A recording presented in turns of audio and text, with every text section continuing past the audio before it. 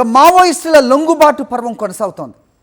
ఇంకా అజ్ఞాతంలోనే ఉండే బడే చొక్కారావు అలియాస్ దామోదర్ ఆయన పరిస్థితి మాత్రం ఇంకా తేలలేదు. ఆయన లొంగుబాటుకి వస్తారా లేదంటే పోరాటాన్ని కొనసాగిస్తారా అనేది ప్రస్తుతం క్వశ్చన్ మార్క్గా ఉంది. డీసీఎం ఇతర స్థాయి నాయకులైన నక్కా సుశీల, అలాగే జాడి పుష్ప, భాగ్య, సంగీత, భవానీ, కుంజం, ఇడుమల్, అనిల్ ఇంకా అజ్ఞాతంలోనే ఉన్నారు. నడవలేని స్థితిలో ముప్పాళ్ళ లక్ష్మణరావు అలియాస్ గణపతి ఉన్నట్టుగా సమాచారం. తెలంగాణలో 2 ఏళ్లలో 588 మంది మావోయిస్టులు లొంగిపోయారు. అయితే గణపతి విదేశాల్లో ఉన్నారు, విదేశాలకు పారిపోయారు అనేది కూడా ఒక అంశం వినిపిస్తూ ఉంటుంది.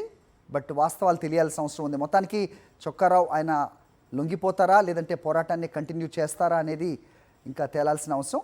ప్రస్తుతం అయితే ప్రధాన నాయకులందరూ కూడా, ఉద్యమంలో ఉన్న వాళ్ళందరూ కూడా ప్రస్తుతం లొంగిపోతున్న క్రమంలో ఇక దశాబ్దాల కాలం నాటి ఉద్యమం ముగింపు దశకు వచ్చింది అనేది ప్రస్తుతం చూస్తున్న పరిస్థితులను బట్టి అర్థమవుతోంది. రైట్, ఇదే అంశంపై అప్డేట్స్ మా కరెస్పాండెంట్ సాయి కిరణ్ ఇస్తారు. సాయి కిరణ్, చెప్పండి, దశాబ్దాల ఉద్యమం ఇక ముగింపు దశకు చేరుకున్నట్టేనా? ఎస్ హరి, అయితే కొండపల్లి సీతారామయ్య ఆధ్వర్యంలో 1980వ దశకంలో ఏర్పడినటువంటి పీపుల్స్ వార్, ఆ తర్వాత మావోయిస్ట్ పార్టీగా అవతరించిన తర్వాత దాదాపు 16 రాష్ట్రాల్లో కొన్ని వేల మంది సైనికులతో మావోయిస్ట్ పార్టీ 45 ఏళ్ల పాటు వాళ్ళు చలామణి అయ్యారు.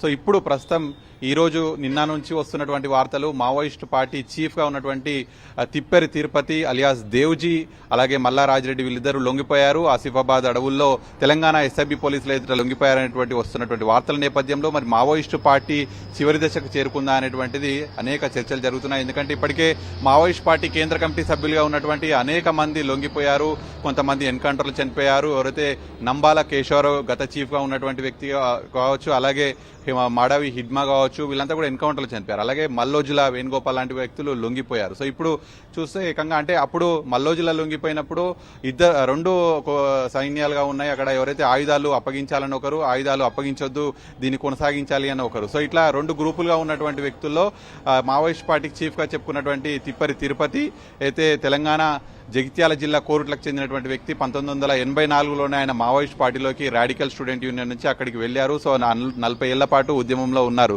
ఇప్పుడు తెలంగాణ ఎస్ఐబి పోలీసుల ముందట లొంగిపోయాడనేటువంటి వార్తలు వస్తున్నాయి. ఒకవైపు ఛత్తీస్గఢ్ ఉప ముఖ్యమంత్రి దాన్ని నిన్న కన్ఫర్మ్ చేస్తూ అనౌన్స్మెంట్ చేశారు. కానీ ఇంకా తెలంగాణ పోలీసులు ధృవీకరించట్లేదు. మరి ఆయన లొంగుబాటు ఏ విధంగా ఉంటుంది? తెలంగాణ సీఎం రేవంత్ రెడ్డి ఎదుటనే ఉంటుందా లేకపోతే డీజీపీ ఎదుట ఉంటుందా అనేటువంటి చర్చలు కూడా ఉన్నాయి. ఎందుకంటే మావోయిస్ట్ చీఫ్గా మొత్తం ఇండియాలో ఇప్పుడు ఆయన చీఫ్గా ఉన్నటువంటి వ్యక్తి. సో మరి ఆయన లొంగుబాటును తెలంగాణ ప్రభుత్వం ఓన్ చేసుకోవడంలో భాగంగా కొంత 2 రోజులు చర్చలు ఏ విధంగా నడుస్తాయనేటువంటి కూడా చూడాల్సింది. మొత్తానికైతే వీళ్ళిద్దరి లొంగుబాటుతో పాటు ఇంకా తెలంగాణలో 16 మంది రాష్ట్ర కమిటీ నేతలు కూడా ఉన్నారు. అందులో బడే చొక్కారావు అలియాస్ దామోదర్ కూడా ఇంకా ఆయన లొంగిపోలేదు. ఆయనకు సంబంధించి కూడా చర్చలు జరుగుతున్నాయి. ఆయన మాత్రం లొంగిపోను అంటున్నారు. మరి ఇంకా అంటే ఏకంగా మావోయిస్ట్ చీఫే లొంగిపోయినటువంటి సందర్భంలో వారికి దిశానిర్దేశం చేసేటువంటి వ్యక్తులు ఎవరు లేరు. మరి మావోయిస్ట్ పార్టీ అంతరించిపోయిందా అని అంటే వాళ్ళకి సంబంధించినటువంటి వాళ్ళు మాత్రం ఇది అంతరించిపోదు, మళ్ళీ పుట్టుకొస్తుందని చెప్తున్నారు. కానీ ప్రస్తుతానికైతే ఆపరేషన్ కగార్ చివరి దశకు చేరుకుంది. 2024లో మొదలైంది. కేంద్ర ప్రభుత్వం మావోయిస్టుల అంతమే లక్ష్యంగా కర్రెగుట్టల్లో మొదలైనటువంటి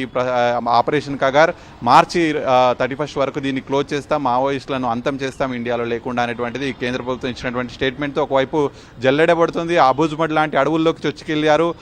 ఒకవైపు అన్ని అడవులు కూడా జల్లెడపడుతున్నటువంటి నేపథ్యంలో ఎక్కడా కూడా మావోయిస్టులను కనీసం ఉనికి లేకుండా, వాళ్ళను బయట కనీసం ఏ విధంగా కమ్యూనికేషన్ లేకుండా కూడా చేస్తున్నటువంటి పరిస్థితుల్లో మావోయిస్ట్ పార్టీ మనుగడ కూడా చాలా కష్టసాధ్యంగా మారింది. మరి ఈ నేపథ్యంలో మావోయిస్ట్ చీఫ్ తిప్పరి తిరుపతి కోరుట్లకు చెందినటువంటి వ్యక్తి 1984లోనే అప్పుడు ఉద్యమంలో వెళ్ళి అప్పటి నుంచి అనేక పోరాటాలు, అనేక గెరిల్లా ఉద్యమాలు కూడా చేసి చీఫ్గా కూడా ఎదిగినటువంటి పరిస్థితి. సో మరి ఆయన లొంగుబాటును తెలంగాణ ప్రభుత్వం మరి ఇవాళ రేపు కన్ఫర్మ్ చేస్తే మరి పూర్తిగా మావోయిస్ట్ ఉద్యమ పార్టీ మాత్రం మరి ఏ విధంగా ఉంటుంది, నెక్స్ట్ ఆయన అనౌన్స్మెంట్ ఎట్లా ఉంటుందనేది చూడాల్సి ఉంది.